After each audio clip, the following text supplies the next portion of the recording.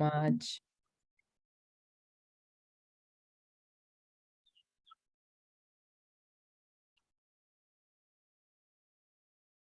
Jeffrey, I think we can go ahead. Yeah, I'm sure. Good evening, everyone. Welcome to the 16th lecture in the Golden Jubilee lecture series organized by the Medico Pastoral Association, Bangalore. I am Zaim Jeffrey, counselor here at MPA, who will be master of ceremonies for today's function. As most of you are aware, the Medico Pastoral Association, registered in 1972, is the first non-governmental mental health organization in India and is credited with pioneering work in the field of rehabilitation of persons with mental illness. Locally and nationally, MPA is well renowned for its contribution to the field of community mental health, particularly in the area of educating people about mental health issues. This year marks 50 years of distinguished service, an achievement that the Medico Pastoral Association wishes to celebrate with everyone. One of the many programs being organized to celebrate this Golden Jubilee year is a series of lectures that will be conducted each month. Today, we are delighted to have Dr. Kishore Kumar, the director of Banyan, to deliver the 16th lecture in the series. The doctor will be speaking on the topic of mental health and social disadvantage. With the apologies from Dr. Vandana Kumar, who couldn't be here with us due to unavoidable personal reasons. This lecture will be followed by a brief question and answer session to be moderated by the session chair, Dr. Mohan Isaac. Now, I would like to request our Honorable President of Medico Pastoral Association, Dr. Joseph George, to lead the group in prayer. Over to you, sir. Thank you, Jeffrey. Let us pray. Lord, we, the Medico Pastoral Association community and our friends, this evening come to thy presence, seeking your wisdom, guidance, and grace. Lord, we are committed to serving your community with the mission of healing and well-being. And for this, we need a lot of help and discernment from you. Thank you, Lord, for guiding this community to help the people around for the last 50 years, serving the mentally ill and their families.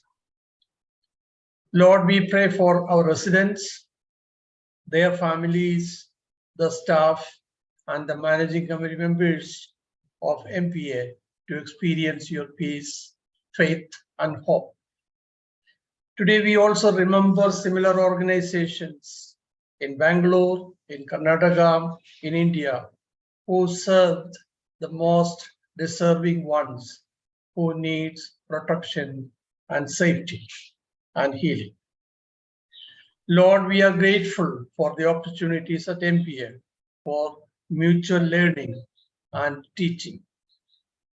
And this evening, Lord, we seek your insights as we listen to our guest speaker, Dr. Kishore Kumar. Lord, all these we seek in the matchless name of the mighty one in whom we trust. Amen. Amen. Thank you, sir. Now I request that Dr. Mr. Samuel Mohan, Honorable Ex-Secretary and also member of Managing Committee of MPA, to welcome the gathering. Over to you, sir. Yes. Thank you.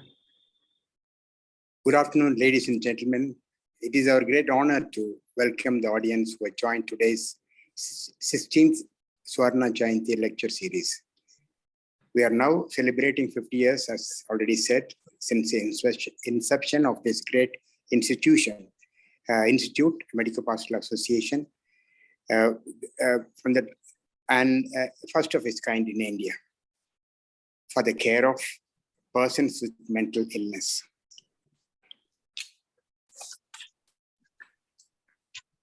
Today, we are privileged to have with us Dr. Kishore Kumar, who has been the director at the Banyan and co-led the development of interventions and innovations in the context of acute and long-term care for the homeless persons with mental health needs.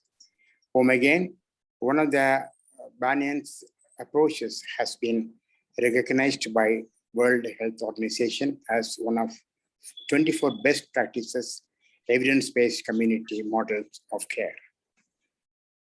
We heartily welcome you, sir, Dr. Kishore Kumar, and thank you for graciously accepting our invitation to address this August audience on the topic mental health and social disadvantage, and looking forward to your exaltation. I welcome Dr. Joseph George, President of MPA. My hearty welcome to Dr. Mohan Isaac, our past president and chairperson of this committee, who will also introduce the speaker. I welcome senior mental health experts in Bangalore and elsewhere, and also the professionals, mental health professionals as well. I also welcome the members of the managing committee, the members of Medico Pastoral Association, the counselors and the staff as well. Special word of welcome to Mr. Ganeshan, who has been helped from Microlabs. We once again extend a warm welcome for this August audience who will be listening to the sessions from far and near. And we are looking forward to be enriched and rewarded by this great speech by Dr. Kishore Kumar. And welcome all of you once again. And we are looking forward to a very useful session. Thank you so much. Thank you, sir. May I now welcome the chairperson of the Golden Jubilee Committee and the current patron and honorary visiting psychiatrist of MPA, Professor Dr. Mohan K. Isaac. Dr. Isaac has served as MPA's past president and now is based in Australia. Sir chairs the Department of Psychiatry at the University of Western Australia in Perth.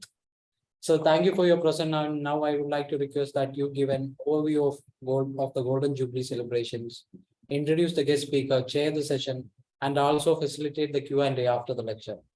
Over to you, sir. Thank you very much, Jeffrey.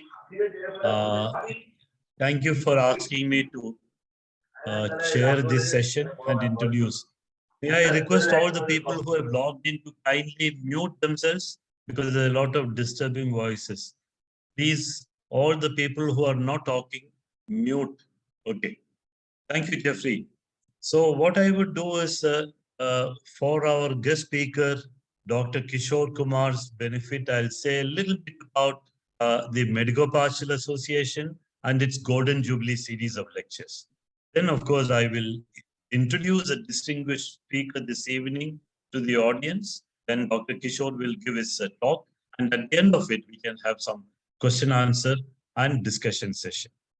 For Kishore, who has worked in Bangalore for a major part of his life, it is only in the last 10 or 12 years that he's gone to Chennai. Medico Pastoral Association is well known to him because he worked in NIMHANS, and I have personally known him almost from the time he stepped into NIMHANS for his postgraduate training. So Medico Pastoral Association is not new to Kishore.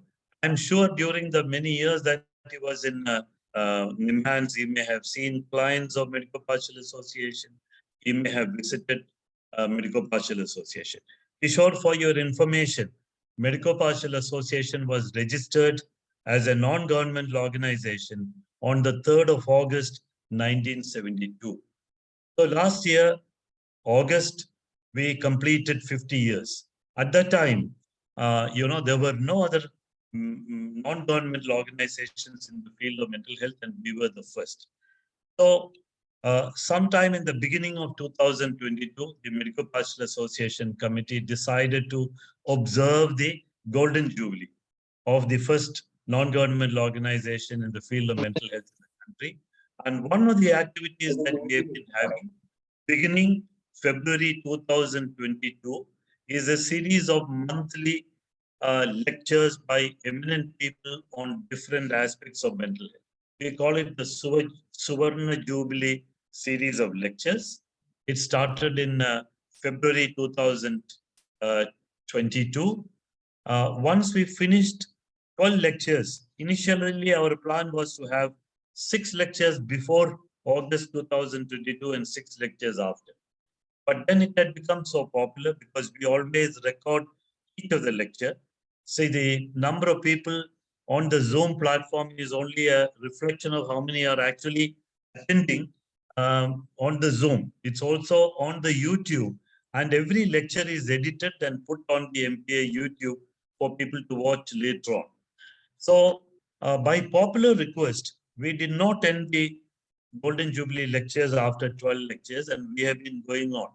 Initially, we thought that we will go on till the August 2023, but many people have now been requesting that this should be a regular affair, because a lot of people who have been the audience of these lectures have said that it is very useful. So Kishore, you are the latest in the series of very distinguished lecturers who have come from different background. We had a mental health advocate, Ratnabali Roy from Calcutta. We had the director of NIMANS, Dr. Pratima Murthy. We had the last talk was by a non-psychiatrist, but a writer who himself had some experience about mental health, etc.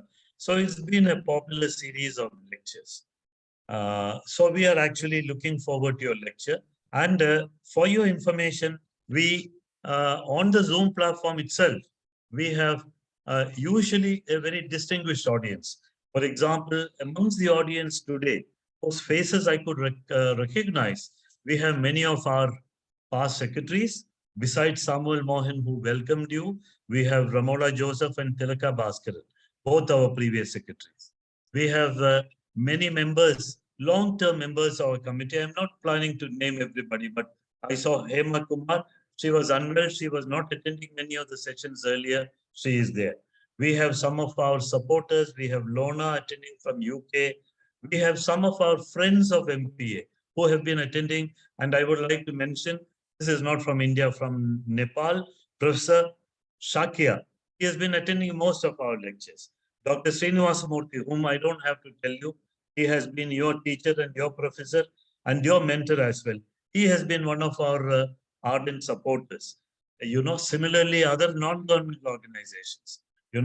Our organization, as you perhaps know, was started. The founder secretary was the late Dr. Joyce Romani.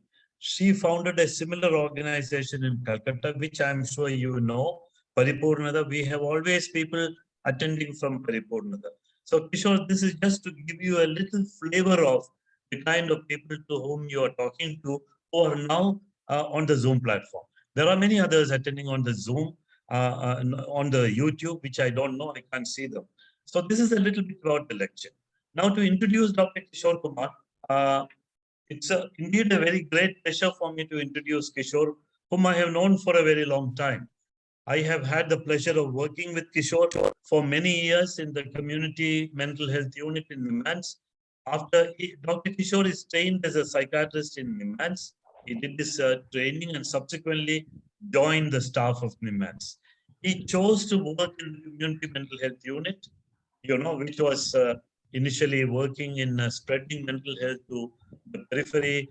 The community mental health work was the precursor of the National Mental Health Program. So Kishore has been an active contributor to all this work. It was initially in Sakalwara, Anekal Taluk, Solur, in Malur, in the Bellary district, where we developed the district mental health program. Dr. Kishore Kumar has been an active participant. His major contributions have been contributing to training of the primary care staff. He has been a co-author of number of manuals for mental health for doctors, primary care doctors, health workers, etc. And later, he focused on school mental health program, and while working with community mental health unit as well as Department of Psychiatry, he pioneered developing a life skills training manual for the teachers, which is still being widely used, has been recognized by the World Health Organization, etc. In 2013, Kishore retired from the NIMANS and joined Banyan as a director where he has been working. He's also a faculty. He's the director of the Banyan's Clinical Services, Research, Training, and he also is a faculty of the Banyan Academy of Learning, which is called BAM.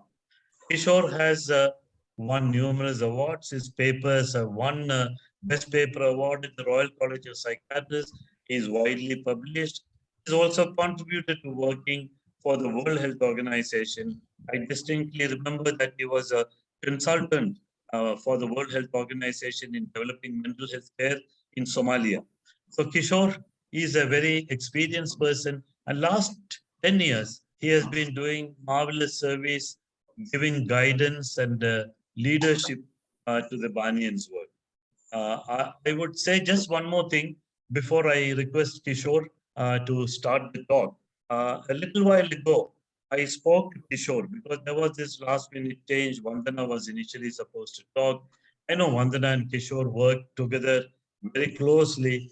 Then she could not come. So I just wanted to make sure that everything is okay. I called him, he immediately picked up. We had a brief conversation. He said he's all prepared, etc., etc. That is when I got to notice. I mean, after the conversation, I got to notice his DP. I don't know whether everybody on the audience know what DP is. DP is the display picture. It is very clear. Unless you look for it, it's a very small circle at the left-hand side of your name. Some of you would put your pictures, a number of things. I don't have to go into that. So I thought I would see Kishore's face. I wanted to see how he looks, and then I enlarged it. And to my surprise, it was not his face. What it said is, never expect God to do for you what you don't do to others. Now, people who don't know who said this, Kishore, of course, knows, and that's why he chose it. This is what Bob Marley, I don't know, people who know reggae songs. Bob Marley is a Jamaican singer who popularized the reggae music and also developed a lot of fusion music. And he brought Jamaican music, the Caribbean music, to the mainstream. So this is what Bob Marley said. And Kishore, of course, for obvious reasons, has put this as a display picture. So I don't have to say anything more about Kishore. I think I could introduce him by just telling what he has put in his DP. Never expect God to do for you what you don't do to others. So, ladies and gentlemen, it's my great pleasure to welcome Kishore and request him to start the talk. Kishore, to you. Thank you very much, sir. I am touched by your generosity of praise for me and recall our long working years for close to 3 decades. And it is indeed an opportunity for me to interact with all of you. To recall, I first visited Medico Pastoral Association in 1984 as part of our training, and subsequently I would see a lot of Medico Pastoral Association patients in the Niman's OPD as part of schizophrenia clinic. Thank you very much for this opportunity, sir. With your permission, I'll start off this presentation.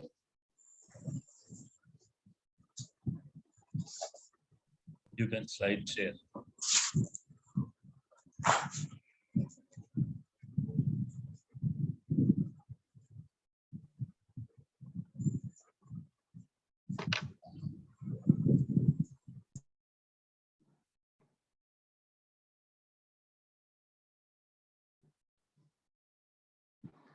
Good evening, everybody. I'm starting my presentation, mental health and social disadvantage. So social disadvantage has been on the focus on various aspects of social disadvantage. Homeless population is a social group that is vulnerable because the homeless are at an increased risk of adverse health-related outcomes such as unwanted deaths, people being run over, people being hit and run on the road, and subsequently developing disability, people being rounded up and taken to police stations, and sometimes even charged with crime. People suspected of even homicides and taken to the police station and prisons is the range of social disadvantage and blame that these people carry on their heads. Understanding the nature of homelessness and relationship between resource availability, relative risk, health status is critical to diagnose and treat health-related problems in this vulnerable group. This is the first lady who was rescued by Vandana and Vaishnavi near their college. This lady was on the street, struggling due to mental illness. She was running across the road and so on and so forth. And she was at the greatest risk of her life of being hit and run and even died. And this person was taken to various facilities for care. Unfortunately, all of them failed.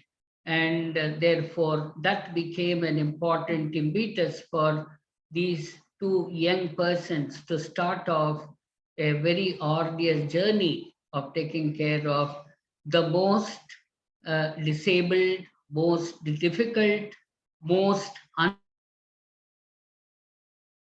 in our community around us, which we see every day. So the response was a humane response following the needs of an invisible group who have invisible disabilities. They have limited support from the state and the society, and the larger society also have limited knowledge of people, and therefore the response was started in the year 1993.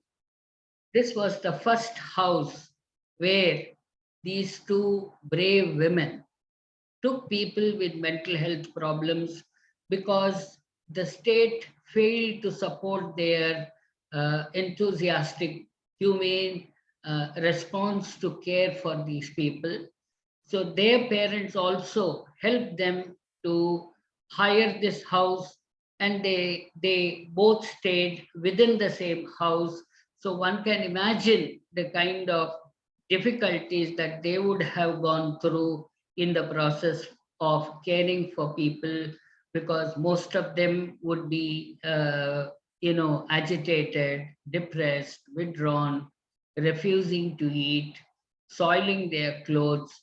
So the challenge itself is so difficult and unthinkable that these two people braved and started doing this in 1993. Extreme poverty in India is a huge challenge, with India's more than 1.3 billion population has 5% of its population living in extreme poverty, according to the World Poverty Clock, which monitors the number of people who are poverty stricken or who are below the poverty line. The population needs urgent attention since they are vulnerable to become homeless, since they don't have home, they have no food, they have no job, they have no opportunity to live with dignity, and therefore there is a very high chance that they become homeless. This population is characterized by lack of housing, the lack of health care. They are not counted at all as human beings for health care, and there is little or no social welfare support. The changing realities in our present day context is the families have nuclearized. In the 30 years ago, we had only joint families where everyone got an opportunity to support each other, eat together, celebrate festivals, interact with each other. Now 30 years later, we have become lonely families, nuclear families, not willing to or not capable of, they are capable of supporting, but they are unwilling to do this important task, which is a very, very major problem. As a result, migration to cities and towns, leaving the disabled members without care and support, is a common phenomenon that we see. A lack of access to mental health care at the level of primary care, health centers, sub-centers, and so on. There are 723 district mental health programs out of the possible 797 districts that exist as on today. The World Bank estimates that 80% of Indians live on less than $2 per day, which is a very, very sad statistics to listen to or even hear about. 1/3 of these persons diagnosed with severe mental illness are likely to have severe disability, needing support and supervision. No disability allowance for persons disabled in many states as per the Persons with Disability Act 1995, which of course is now, the current revision is 2016. Loss of 43,403 villages due to development of 640,000 village out of 640,000 villages is an important figure which talks about displacement of people who have either become homeless or who have died or who have moved to other places, and one would think that they are leading a very hard life.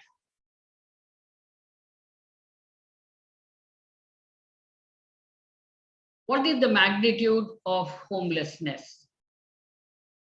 Globally, it is estimated that more than 100 million people are homeless. Indian census suggests that 1.77 or close to 2 million people are homeless as on today. We know that estimates are not accurate because of the methodological problems. And it is also important to realize that enumerating homeless in India can be an extremely great challenge because of the magnitude of the country's size and also the number of people who are in this predicament. Lack of affordable housing is a major contributory factor to this magnitude.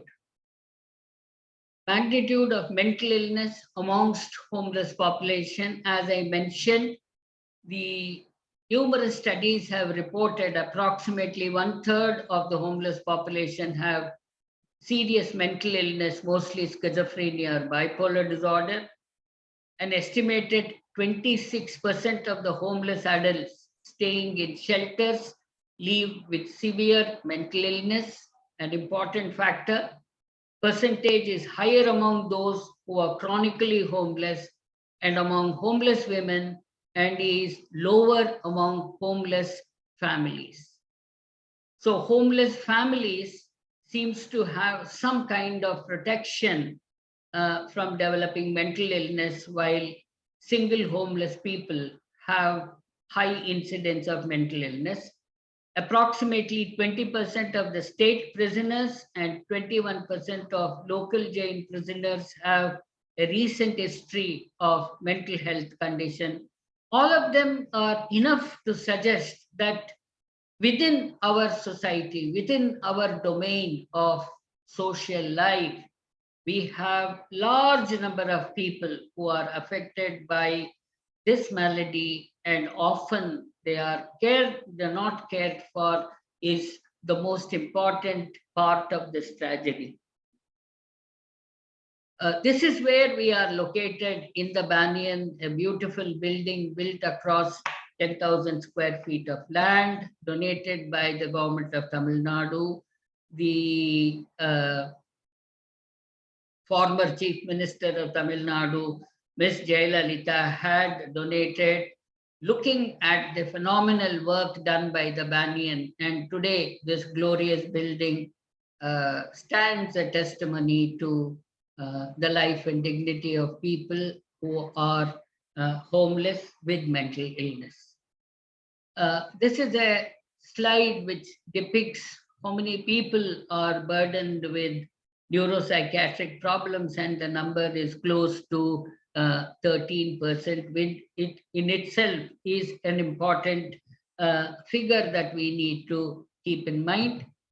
The vicious circle of poverty and mental disorders, economic deprivation, low education, unemployment are three important characteristics of poverty, resulting in mental and behavioral disorders, higher prevalence of mental health problems, added to the lack of care, and more severe course is a combination of these factors resulting in severe economic impact, increased healthcare expenditure, loss of job, and reduced productivity.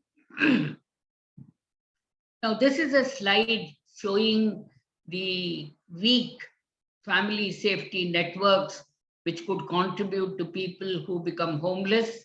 Lack of treatment is an important factor. We know that approximately 70 to 80% of people with mental health problems do not receive care. A large number of people who are homeless may have severe substance abuse disorders, which contributes to these difficulties. Persistent symptoms, disability, and burden is another set of factors that may contribute. Added to that is stigma, discrimination that happens in the society.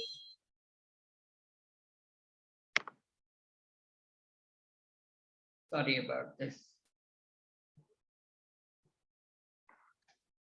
Then a smaller family size, which becomes incapable of handling, responding to various needs of people with mental health problems and their complex needs. Poor response to those people who are treated could also add on to this burden. Lack of family support due to nuclearization, and the alienation of families from the neighborhood and the local societies due to stigma discrimination.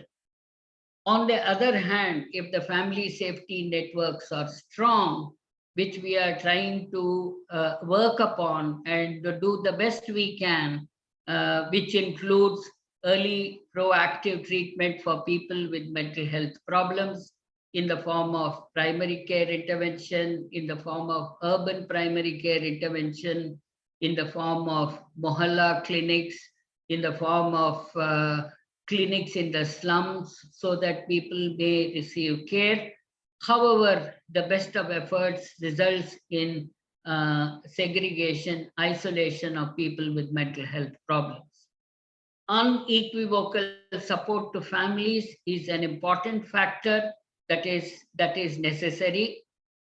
Many of these families will require care, and they will have to receive care in a very proactive manner, because the burden of mobilizing them to the hospital for treatment, convincing them for treatment is a huge task, and often that becomes less of a priority when burden of poverty is sitting on one's head, and therefore unequivocal support to families. Some efforts have worked, for example, access to ambulance services, access to volunteers who are willing to support families, and so on. Hospitalization as early as possible for those people who cannot be cared for. Reduction in stigma, discrimination will obviously have to happen only through active care in the community, and producing good outcome for people with mental health problems in the form of early intervention for people. We found that early intervention, if homeless people are rescued before 4 weeks of, within 4 weeks of they becoming homeless, there is a good chance that most of these people will recover in about 3 to 6 months. And this is a very positive development. So much so, we also understand that chronicity is a mere function of lack of intervention. And therefore, if we intervene appropriately, intervene in a humane manner, intervene in a manner they are inclusive in the society, perhaps we will produce a much better outcome. Appropriate support and long-term care for the needy. A significant proportion of these people will become single eventually. They will be living alone. They may not have an opportunity to live in a house or live in a facility where they will be cared for because of the disability that interferes with their life. And therefore, creating options for long-term care is a very important need. To just give you an example, there are only about 5,000 long-term facilities across Tamil Nadu where a small number of people will get admitted into the facility and may not exit at all. Looking at the population of 8.5 crores of Tamil Nadu population, for example, with each district having approximately 4,000 to 5,000 people who will require this kind of care, the number is too small for us to even think of a very happy situation. So community safety networks, when they become weak, for example, when there are very poor social supports, non-availability of treatment, lack of family, delay in identification, lack of concern for the disabled people, high internal mobility within the country. For example, from Jammu and Kashmir to Kanyakumari, one could reach in 3 days because trains are available. There is very high mobility. So there is crisscross movement of people from one location to another location because internal transport is much higher. And this also could be the reason why there is high mobility of homeless population across the country. When one can think of preventing such a thing, then it will become a very, very human problem within the community. So much so a large number of them may rebel of the intervention strategies. And therefore, if we think of a robust, human-friendly, inclusive approach to contain people who are homeless in a particular geographical location and create services like emergency care recovery center in those locations, it will be possible for us to spend less money as well as make use of the resources that is available to increase the quality of care. And lastly, it is important for us to recognize that these barriers of care is going to be very, very important, and providing them the support that is necessary will take us a long way in this direction.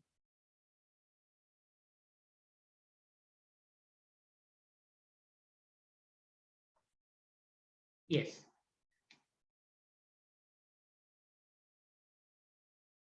So when the community safety networks become strong, and these can be seen in situations like this, when early identification becomes imminent and people are identified with mental health problems early. The partners could be families, law enforcing agencies, interested volunteers, and support within the community, having good family support in the form of extended families supporting people. If there are elders in the family, children supporting them and the neighbors supporting them could be an ideal situation. Availability of treatment close to where they live, proactive social welfare services. For example, many people may have poverty-related issues, unemployment, financial-related issues, which comes in the way of they taking care of their ill wards. And if families are given incentives to provide care, then there will be a very significant change. Integrated fair care for the disabled and increase in resources, prevention of dislodgement by providing very robust, human-friendly support systems within the geographical locations, barrier-free care, then better acceptance in the community. So therefore, the Emergency Care Recovery Center as a concept was evolved by the Banyan, which simply meant very humane care, robust encouragement for those people to receive treatment, understand their life situation, work, socialize, support each other, and so on, becomes part of the whole program, preceded by what is called as critical time interventions. Now, critical time intervention is not just going around the city, taking people, putting them into vans and bringing them to treatment facilities. We have developed a very robust method to carry out these operations, because acceptance of support for health, whether it is mental or physical, if it is based on their concern, if it is a voluntary effort on the part of the person, we found that recovery is phenomenal. So care at the Banyan, what all happens in the Banyan, the rescued person from the street, based on the information about the person from the general public or hotline, we approach these people and rescue. The care consists of attention to their physical health problems to start with. So as we all know that the proportion of people who are physically well amongst the homeless population is almost minimal.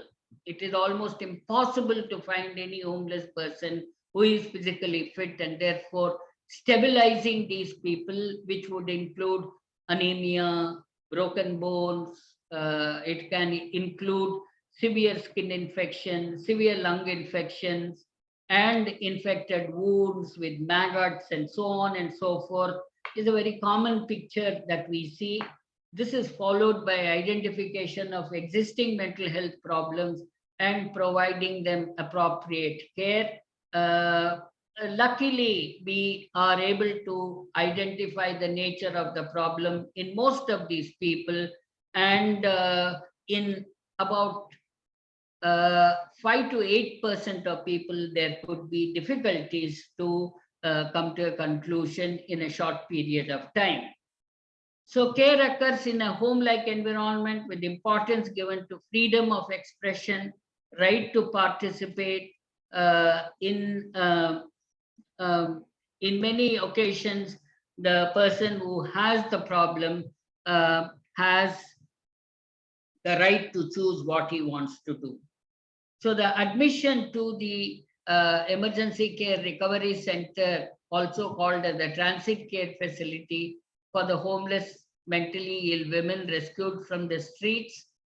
Admissions are voluntary by obtaining a reception order from the jurisdictional magistrate. It was in the past, but now with 2017 Mental Health Act, it is by getting a memo from the police. It is important to note that since 2000 implementation of the Mental Health Act, police have a very important role in identifying and refer these people to the nearest mental health facility, which is both the mental health facility run by NGOs and the public mental health facility. When you look at public mental health facility, the numbers are so small. As we go down the presentation, we will know how many more has been added to the existing services for the homeless people. In case the rescued mentally ill individual has no mental health problem, he or she is referred to appropriate agencies in the community. So what is the process that is involved in care for these people? After stabilizing the person medically, psychiatric interventions begin. The first location of care is the acute ward within the emergency care system. It is important to note that emergency care recovery center will have an acute facility location as well as the other patients. It may seem almost indistinguishable from acute care and chronic care. So all the people who are residents of the emergency care recovery center live happily within this. So the acute ward isolation is not desired because for people with acute psychotic illness, this sense of proximity can provoke problems, it can exacerbate psychotic symptoms and so on. And therefore, we have a wonderful harmonious life for people with mental health. Thank you. After there is improvement, the patient is shifted to a location needing lesser supervision, support, and the patient gradually moves on to a place where there is little support needed. This is the kind of socialization, interaction that happens, which is a very strong indication to say how people who reside in these facilities receive support and care from each other, and a sense of belonging, bondage increases. So developing trust, needs of the homeless people varied and complex. They would have gone through very traumatic experiences before their contact with the Banyan. Most of the women are traumatized before they come into these places. We also have realized that a significant number of them have post-traumatic stress disorder, which often goes undetected if care is not developed very carefully. Developing trust, therefore, is very crucial. Clients are taken through a process of care systematically. Initially, the care is characterized by a lot of support, supervision, reassurance, safety, followed by measures to facilitate recovery. So these are the support mechanisms that exist for people to undertake physical activity, at least in a facility, because open spaces are limited, and all of them go through this physical regime of using the high-tech equipment to manage their lives. All of them have access to human rights cell. In fact, human rights cell is the first of its kind which was developed here, and people can go and meet the persons and talk to them about their difficulties. And they also have freedom to leave this facility whenever they want to. Animal care is an important aspect of our care system here.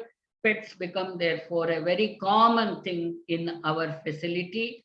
The support for people with associated disabilities and elderly who may have other kinds of problems happens in a very robust manner.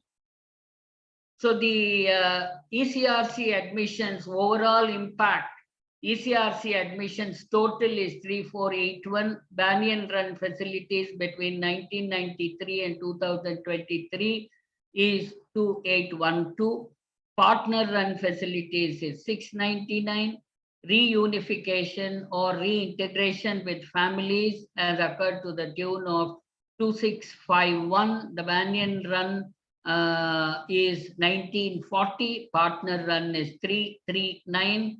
From Kerala Mental Health Centers, it is about 372.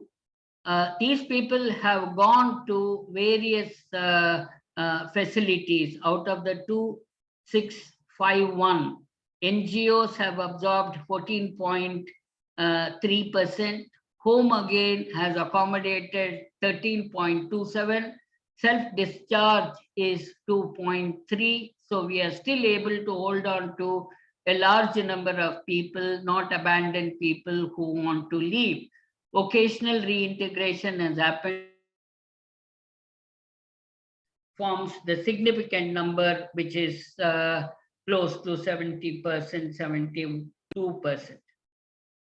State-wise distribution, the closer, wherever the close facility is located, within that district, within that zone, within the state, the numbers are high and gradually it fades as you move away from the epicenter. So if you look at Tamil Nadu, it is 933, gradually the numbers reduce. Challenges in reintegration and continuity in care. This is an area where many people have not been able to gain a lot of insight into, because there are very many unspoken problems that exist in this domain. So homeless mentally ill is not a priority for anybody. Lack of families is a very major challenge. Inability to trace families is a clear difficulty that exists. Inability to elicit information to trace families can be a significant challenge, particularly for people who are intellectually retarded or people with mental illness and severe disability. Unwillingness of the person to take care of the person is emerging as a major challenge in the present day context, at least in the last 1 or 1.5 decades.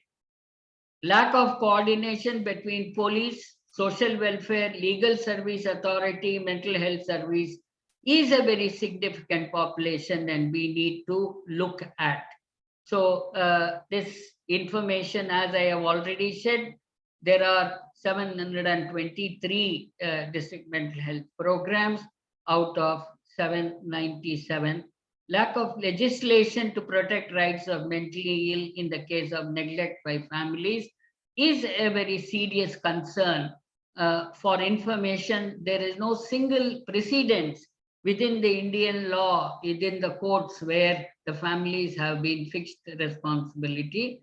These are the 14 districts and 2 states where new emergency centers have started up.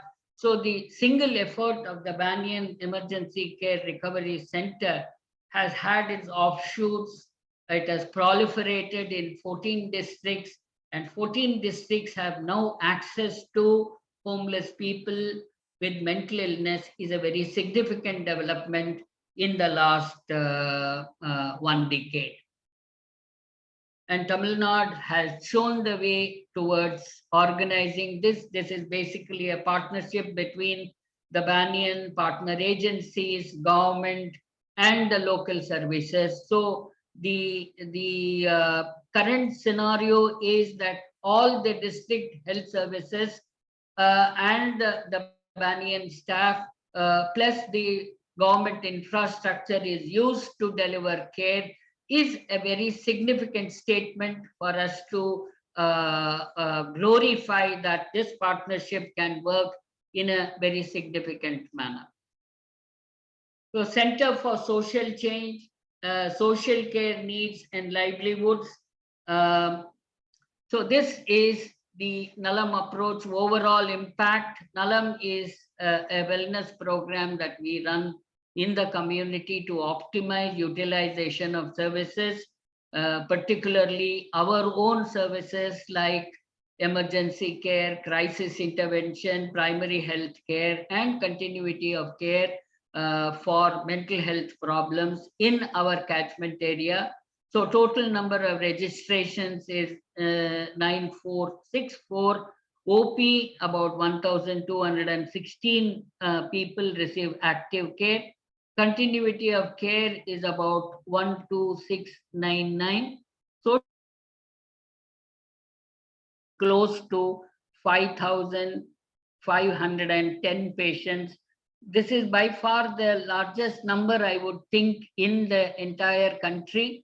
Many people are coming forward to learn this model to replicate in their own areas.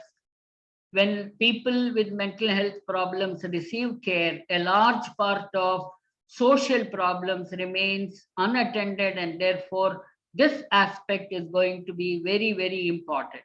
40% enrolled in meaningful occupation is a very significant step in the right direction. Social cooperatives, we have 8 which can employ people, and those people with mental health problems can work there. The number of people who are involved is 21, and slowly these numbers are likely to increase as we go along.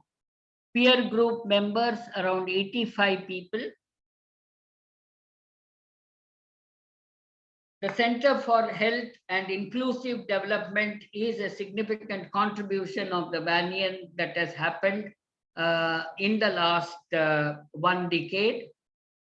So the flagship program is called as the Home Again, where people with mental health problems who have recovered or recovering live in a home hired by us, what is called supported living. So the graded care packages are made available for persons living with moderate to severe disability. So whom do we service? Homeless persons with psychosocial disabilities experiencing long-term needs, ultra-vulnerable persons in psychosocial distress, persons who have remained in the institutions for extended period of time, communities where our service users reside. Overall impact is 845 beneficiaries are using this benefit as on today. 12.2% are run by NGOs. Vocational reintegration has happened to 7.78%. Family integrations have happened to the tune of 80%. So by and large, the families play an important role. NGOs about 1/10, and less than 1/10 is vocational reintegration. So this has become an important program where the WHO has recognized this as one of the 24 interventions, 24 creative solutions for enduring mental health problems in the world. Housing and supportive services. So active beneficiaries include 109, active number of homes. The number of active beneficiaries are 13 in the form of supported housing. 530 are in supported living. Active beneficiaries in the hostel are 8. Active beneficiaries of independent living is about 32. Service usage through the years, it started with 119 people, gone up to 135. So there is a linear progress with current numbers being at 583.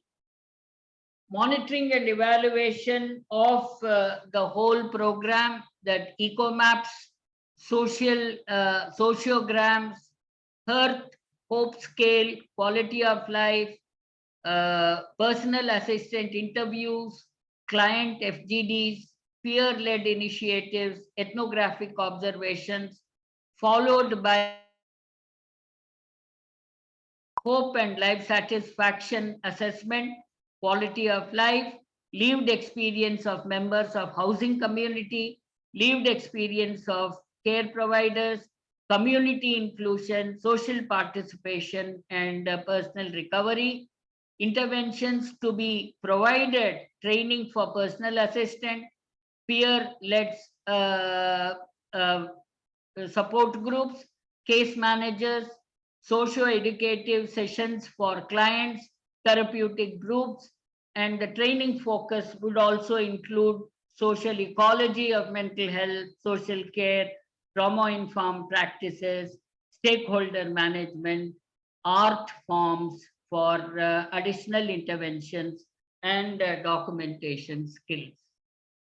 The Banyan Academy of Leadership in Mental Health, this is the place where it is located. The campus is in one of the 108 important temples in India, in a place called as Tiruvitandai. This is the academic block. This location is the recently developed one in Trichy. The lessons learned are it is possible to provide shelter, initiate medical psychiatric care, facilitate recovery for large number of mentally ill, homeless women and men. Innovative care using non-specialist staff, using therapeutic community approach, optimal use of community resources is the highlight of the important lesson that we have learned. To facilitate self-sufficiency, deinstitutionalize through an efficient rehabilitation reintegration program, effective partnership within the community, facilitation of positive government policy, planning, respect to mental illness and persons in the country. So we have been part of facilitation of a policy for homeless people, mental health policy for the government of Meghalaya. One we have in Tamil Nadu for the homeless people. And another particular thing has been initiated for the government of Maharashtra. Initiation of disability allowance to enhance self-esteem, self-worth amongst the homeless mentally ill is the first of its kind. And therefore, it is possible to advocate and sustain such processes in the form of legal aid cell, human rights cell, and so on. To conclude, most neglected sections of our population are the homeless people. We help them lead so that leads to a very poor quality of life for no fault of theirs. Care of the homeless mentally ill is one of the greatest challenges in this sector. Proactive initiatives are essential.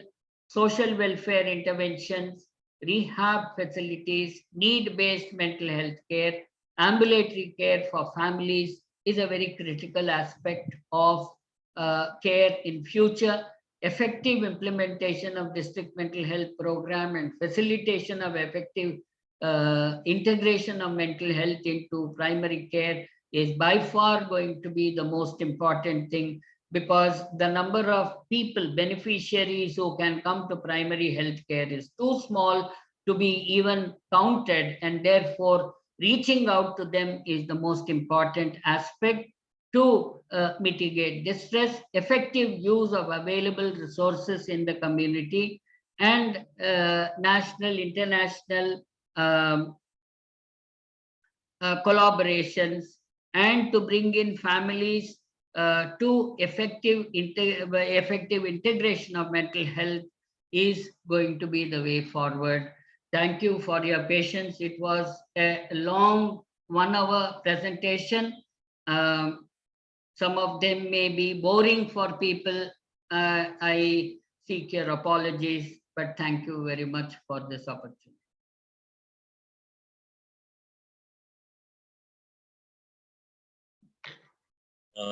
Thank you very much, Kishore. You can stop slide sharing so that everybody can see each other. Kishore, it was indeed a very informative lecture on the Banyan. It was not too long. It was not boring. You said it 1 hour talk. It was not 1 hour.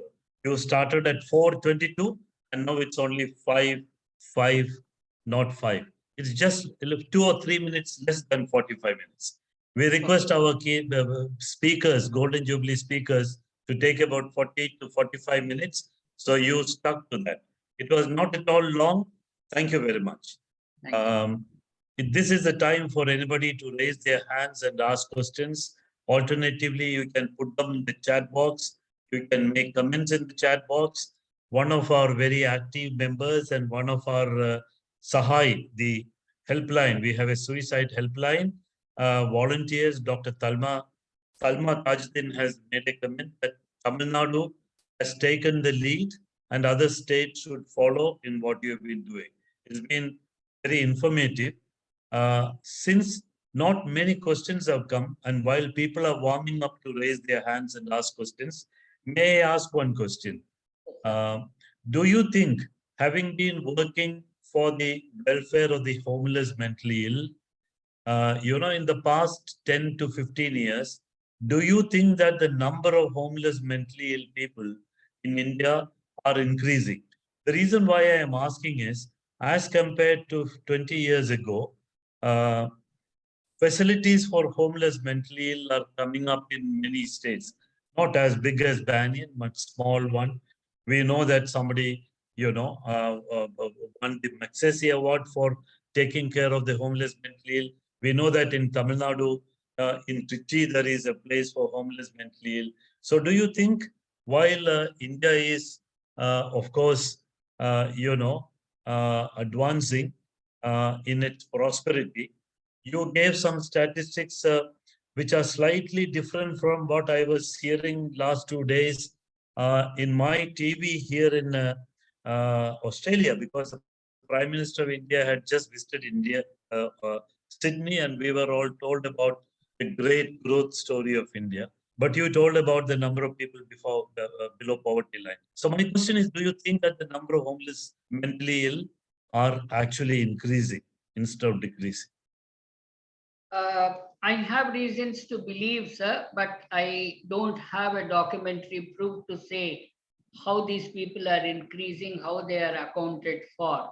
But every day, the number of people who are getting dislodged from one part of the country to another part of the country due to various factors like floods in South India, or the earthquake in North India, and the communal problems in the north, and border disputes in the northeast and in the north, could have contributed to this factor affecting the vulnerable poor to become homeless. So I have reason to believe that this is a problem which is recurring and it is continued to exist. I have no valid proof to say that we have solved the problem of homelessness. Perhaps we will never solve the problem of homelessness because a large number of people continue to live below the poverty line. Their lives are affected in a very, very significant manner, and therefore this problem will remain. And the support services that have existed in the community in the form of emergency care recovery centers, long-term care, support from other NGOs should increase leaps and bounds so that we are able to provide care for all the homeless people. At best, we can say that with all our efforts, a significant proportion of homeless population will be hidden, and we need to get access to them so that we bring them into care and do the best we can. The support in the form of aftercare, which is the home again component, is a very big challenge that we have been able to overcome. Initially, we thought we will never be able to provide care for people who cannot be accommodated, and the only opportunity is send them to institutions. Today, these people are staying in the home like you and me, living a life of dignity, is a great challenge that we have solved. And of course, it is important to note that in villages, it is much easier compared to the cities and towns. In Tamil Nadu, in Chennai, where we are located, we have close to 32 homes where such a work is going on. We hardly have any challenge taking care of them, but we have to see whether the same holds good for other states and other urban locations. Okay, the next question is actually by Dr. Joseph George. He is asking about how can you pick up people from the street and make it voluntary admission? So may I request Dr. Joseph George to unmute and ask his question himself, if it is okay. Dr. Kishore, Yes, sir. my question is in the light of a number of recent experiences at MPA. Guardians brought the patients for admission. And in the presence of the guardian parents or others, they signed the paper saying, I voluntarily joined here. After 2 weeks, this fellow jumps the wall, goes back to police station and say, I am forced to be admitted there. I was forced and I did not agree, I did not consent. So he used the word, it is against the law. So we had a number of examples in the recent time when people talking about this clause, voluntary admission and treatment versus, when the guardian comes and say, we need help, and that man or a woman says, this is involuntary admission. And I have number of seen also examples of men and women picked up from the street and then brought into a home and they're given treatment. They are more or less, my reading is more or less the victim of the circumstances, and they are given good treatment, medicine, etc., and they are feeling good here. But we cannot, my sense is we cannot say fully that it is a voluntary process. Rather, there is also kind of situation that we lead them into this process. So this word voluntary, involuntary is something that is very interesting for me today. Yes, sir. In our case, it is slightly different. We bring in people, we do what is called as an outreach program of the community. That is, the Banyan team goes out into the community to identify people who are homeless, provide them the support that is necessary. It could be food, clothing, water, shelter, medical care, and so on and so forth. This happens at least 3 times in a week. In the process, when we identify people with mental health problems, we don't bring them into the facility immediately. We talk to them, we spend time with them, we ask them for their needs, and we continue to engage them till they are prepared and they develop trust in us to come into our facility. So we do have people who suddenly may want to leave the facility. So we have the voluntary discharge policy for them. Now, majority of admissions by this process are voluntary in nature, and a small number is involuntary, because this entire process involves preparing them for medical care that they may have. It could be medical care, it could be psychiatric care, and so on. So after they come into this facility, we give them what is called as a welcome kit, so that they can operate within their own boundaries within the facility, so that they feel comfortable over a period of 2 to 3 days. In the process, they may want to rest in one corner. They may want to do whatever they want to with the kit. They may take bath, they may postpone. So there are some difficulties in initiating care, but we have found that this voluntary care as a concept, preceded by community visits, outreach programs, providing them to meet their needs, is a very useful method. And we have developed a structured process by which we can do this, and we have very little difficulty. Of course, there are people who do not want to get admitted. There are people who don't want care. We leave them back into the community, visit them frequently. There are people who are in the community who are stuck without any care, and we also do the same thing. For example, there are people who will receive financial assistance from us for various things: clothes, food, their upkeep of home. They may refuse medication, but we still engage with them. So this is the way we operate for supporting people with mental health problems. I hope I answered your question, sir. Thank you, Dr. Kishore. Thank you. Are there any other questions? In the chat box, Dr. Shakya has written he's from Nepal. He's written saying,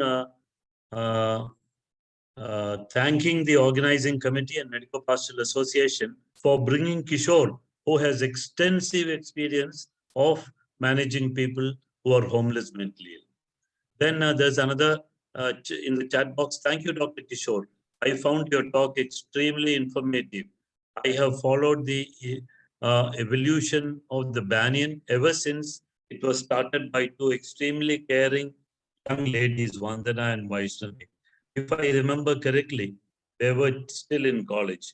I truly pray that every state in India is able to establish similar facilities. This is by Hema, written in the chat box. Any other questions or any other comments which anybody would like to ask? Just raise your hands or put them on the chat box.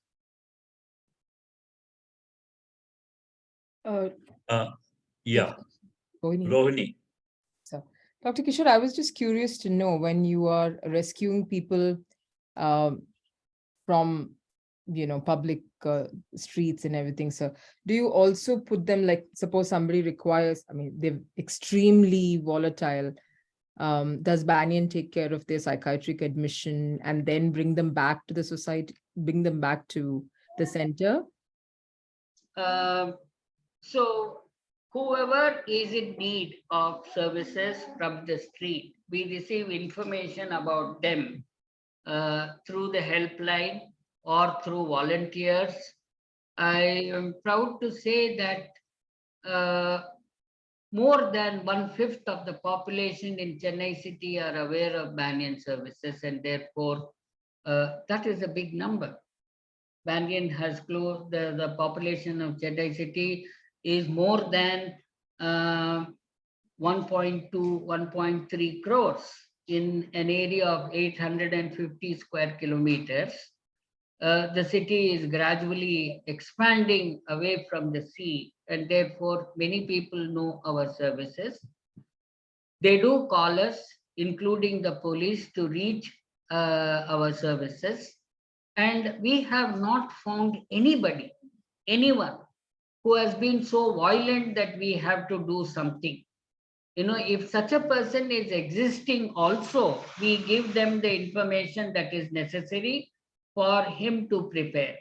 In certain situations, for example, I could recall one person who was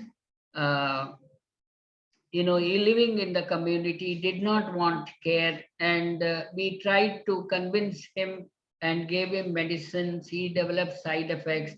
That became an important information for us to understand that such a service may not be helpful. But subsequently, after 1 or 2 years, he came into our service. He continues to live in our home again now because his family does not want him.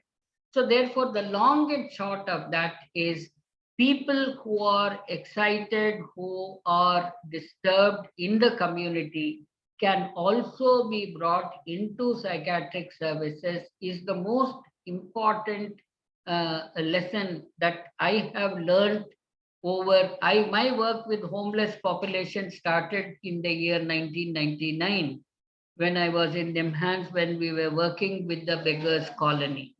I wanted the government to take responsibility to provide care for. From that time till now, there was no need to physically restrain anybody to bring them.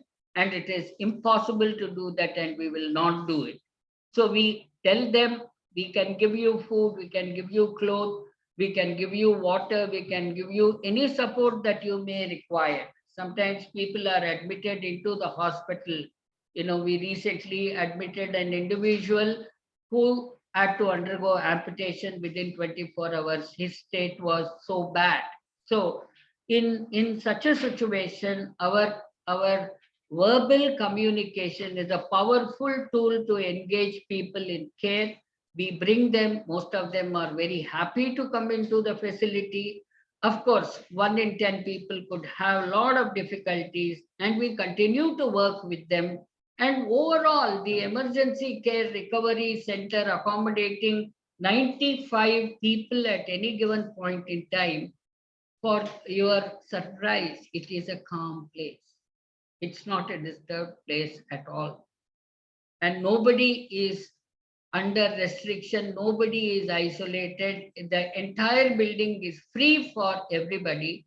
After we learned that identifying an acute care facility is going to be harmful because it was resulting in exacerbation of psychotic symptoms. And therefore we don't have the entire building accommodating 95 people is free for everybody. Everybody can go anywhere. They can go to the kitchen, they can go to the reception area, they can go to the occasional training area, they can go to the conference hall, they can come and attend the meetings that we conduct, and so on and so on. This is wonderful. So this very much sounds like our MPA as well, where, you know, it's a home. And thank you so much, Dr. Kishore. Thank you. Thank you. So you're on mute. Sorry. Okay. Thank you, Can I? Kishore. Yeah, please. Tilaka. Yeah, I'm extremely proud of Vandana and Vaishnavi because they are alumni of the same college that I went to and taught. So we are extremely proud of them in the college. The question that I want to ask you is, the people who go back home, is there a difference between who are wanted back home? Is there a difference between the men and women? We have, of course, it's a very, very important question. We are trying to, we have a program of follow-up. Perhaps this is the first one of its kind in the country. I don't think any organization which is working with the homeless people have the program of postal medicines or have the program of contacting them and their families to understand how they are doing. We find that more than 50% of people who are reintegrated continue to live with their families with support from multiple sources. One is the postal medicine. Second is networking with the local services. Third one is support from the villages and from the other families. Rest of the people have multiple problems. Okay. Now, with women, the difficulties are slightly more compared to men. Perhaps men may just wander away or do things and go and earn, and so on and so forth. So there are gender differences, but since we are in contact with them continuously, once in a month, talk to them, send medicines once in 2 months through the post. Our number is now lying at 115 people who are receiving postal medicines. More than 450 people receive our outpatient care, and they come to the outpatient services to receive care. So the outpatient services are within the local districts, neighboring districts of Tamil Nadu. But postal medicines are far away from the Banyan. It may include people who are coming from West Bengal. It may come from people who are from Tripura, Bihar, Gujarat, Maharashtra, and so on and so forth. So even though services are existing in the form of district mental health program, their access for people in the villages is clearly poor because they don't have the ability to travel to primary health care locations, and therefore this is helping much. So the answer for your question is yes, women are doing well, they're receiving the support, but small proportion of them continue to have difficulties that they experienced in the families. So lack of housing becomes a problem, and we are trying to see how best we can network with the panchayats in other areas so that they can get linked to the housing support. MNREG is a very major support that we have been able to mobilize and link them to. And most of the MNREGs are following 100 days of employment. And even if they are not contributing full 8 hours, they are given 4 hours to work. And till date, we understand that the financial remuneration for these people is happening in a fair manner. So that's good. Thank you. Kishore, a couple of more questions. One question is, what is the average age of the people who live in your home for the homeless mentally ill? And another question from Rohini is, when they come, they are homeless mentally ill. How do you trace their families back? Because you have sent many of them. So how is this tracing of the families occurring? Yes, sir. The average age is between 30 to 35. I would think it's about 33, 34 is the average age of the person who is with us. Women younger compared to men. And the process that we use to reintegrate their families is a rather elaborate, painful process of hours and hours of interaction with them to elicit all the information that we could. We elicit information and Google check the information, name of the cities, name of the town, neighboring towns, and so on and so forth. In the process, we identify the police station, we identify the panchayat, we identify the post office, interact with these people. At least on 50% of occasions, we get very positive results. Then with the National Crime Records Bureau, we check on the person's photograph to see if that person has been registered as a missing person. With Aadhaar card, there is a great change today because you can easily identify whether this person had an Aadhaar card in the past. At least more than 60% of people have been identified through that source. And we work with the e-Seva services within the district, within the state to download that Aadhaar card and then take it forward in the form of corresponding with the people. So we use multiple sources. We also work with our network of agencies within the community so that we ask for help. We also provide help so that there is a very tightly woven network that exists within the sector so that we can send people here. On an average, we spend about 6,000 rupees to reintegrate people with their families, which does not exist outside. So whatever difficulties or whatever deficits exist in this, is this the fate? We will have to raise monies. And if this is not done, then it will become impossible to send them back. I hope I answered your question, madam. Yes, sir. Thank you. Yeah. Now it is, just past few minutes past 5:30. We have had a wonderful discussion.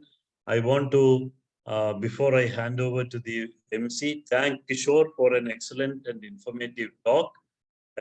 He came in actually in the last minute because initially it was Vandana who was to talk, but she was unwell and Kishore,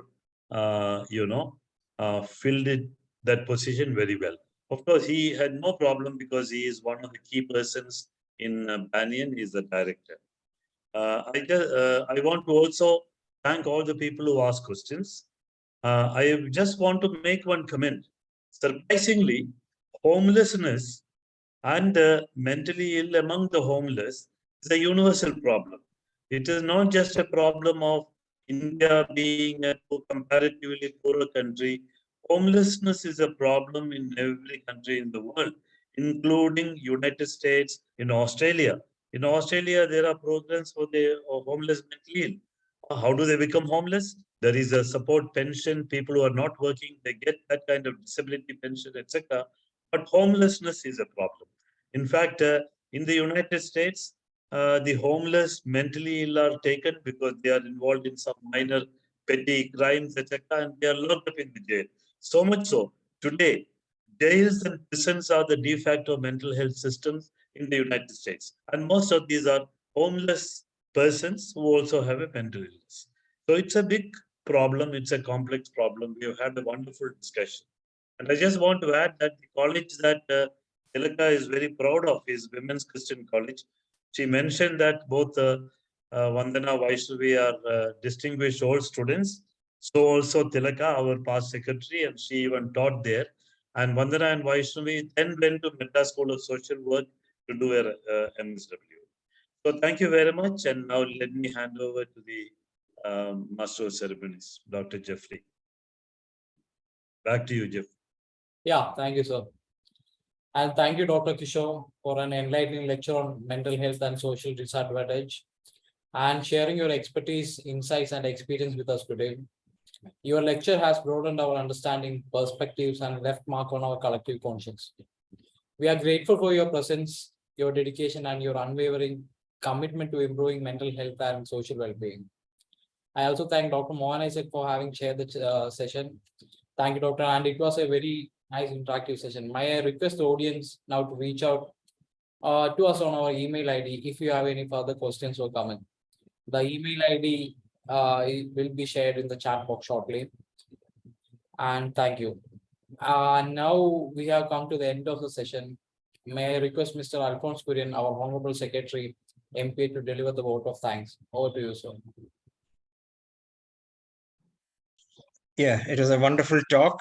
And we would like to, first of all, please on record and thank Dr. Kishore Kumar, who at the end minute came out accepting our request and delivering such a wonderful talk and enlightening us on the Banyan and some of us who have not heard about it. This was really a very, very informative. And from MPS side, the clarifications you gave on the voluntary admission and your extension through the outreach programs and the network you have created with your helplines and volunteers and police. It's an eye-opener for us, and we hope we'll be able to follow some of these things. The topic, mental health and social disadvantages, is something which we see everywhere, and especially when we come to know that this is mainly for the homeless persons with mental health needs. It's a wonderful service that you all have been doing. Thank you very much for being with us and addressing us on this topic. I'd also like to thank our mentor and guide, Dr. Mohan Isaac, the chairperson for this session, who moderated the entire program. Thank you very much, sir. Our chairperson, and who has now become one of the, what shall I say, Ms. Rohini, one of the startup queens. Thank you very much for this wonderful coordination to get a speaker at the last minute, and that too who delivered full justice to our Golden Jubilee talks. Our president for leading us in prayer, starting this program. Our councillor Jeffrey for doing the emceeing. Our immediate past secretary, Mr. Samuel Mohan, for the welcome address.